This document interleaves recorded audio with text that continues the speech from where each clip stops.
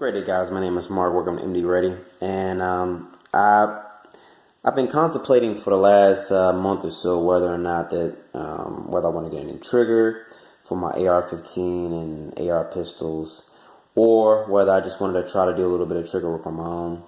And I've actually done polished up a trigger on an AR pistol. Well, no, it's not a pistol.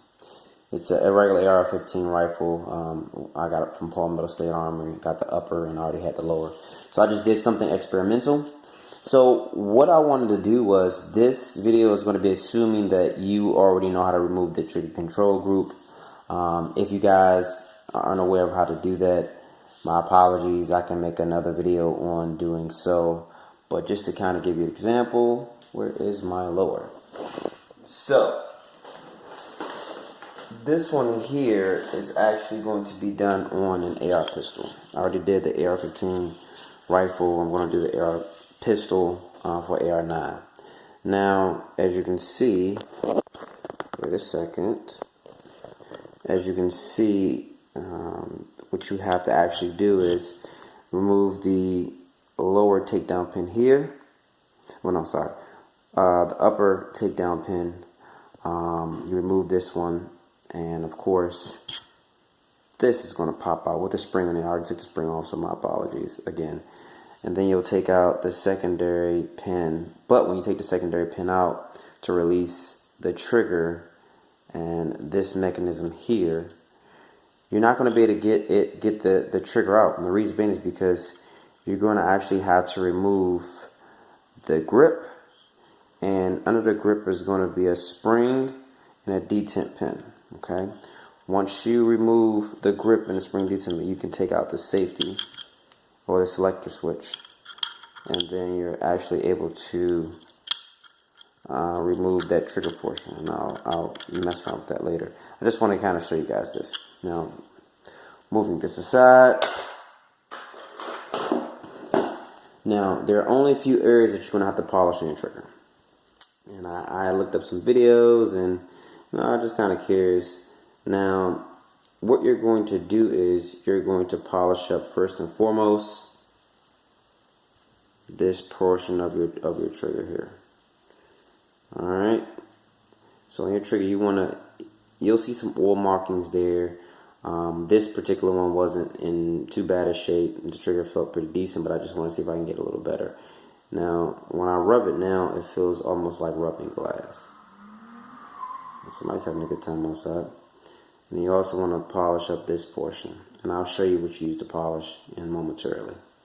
So for the trigger mechanism, this is what you're going to, for the actual trigger itself, this is what you're going to polish up. Now you don't want to go too rough on it. The reason being is because you want to make sure it gets as fine and as smooth as possible. Now, I actually started off using 1000 grit, a couple swipes with 1000 grit. And I'll show you how I actually did it, just so you know. So this one right here, this is 1000 grit stone. Okay. And I actually just took it, placed it on here, rubbed it across. I'm not going to rub it because it's already as smooth as I need it to be. Rub it across, rub it across, rub it across. Boom. Then I moved to the 3000 grit. Then I moved to the 5000 grit, then the 8000 grit stone, and lastly I finished up with the 10,000 grit stone. Okay, you guys can read upside down, it's not that big of a deal.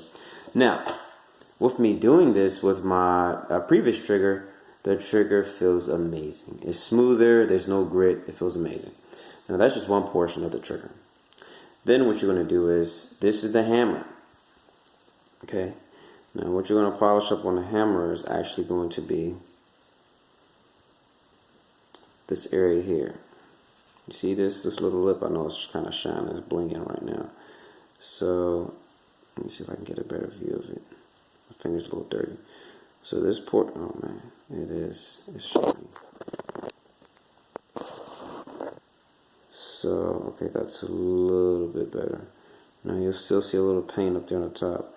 So, there it is. So that area there, you're going to polish that up. Now, surprisingly, the inner area of this hammer here is already polished, but not to say you don't have to worry about that, but I'm going to get to that shortly, because you want to kind of get the rough edges off of the lip there.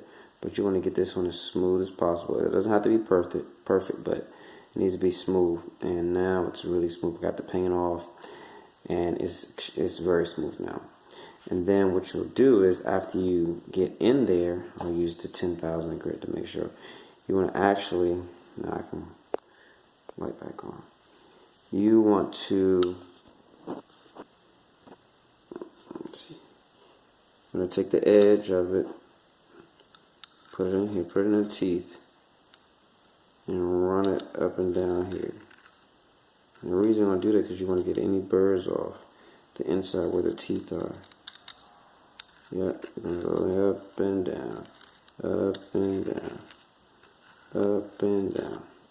Okay, let me finish it off with that. Okay, lastly, I have to clean that up. I can't think of the name of this freaking thing, but you're going to polish up this area here, the top, this little top piece, right there. Okay, so when you're polishing this sucker up, see it's on an angle, right? See it's on an angle? You guys see it? Raise your hand if you guys can hear me. I'm joking. So I'm turning it sideways. You won't turn it sideways and do this, but I'm going to go up and down. Now I moved a little fast, but it's still, still doable.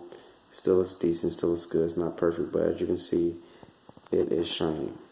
And that's what you want, because initially it looked like this. This is the way it looked.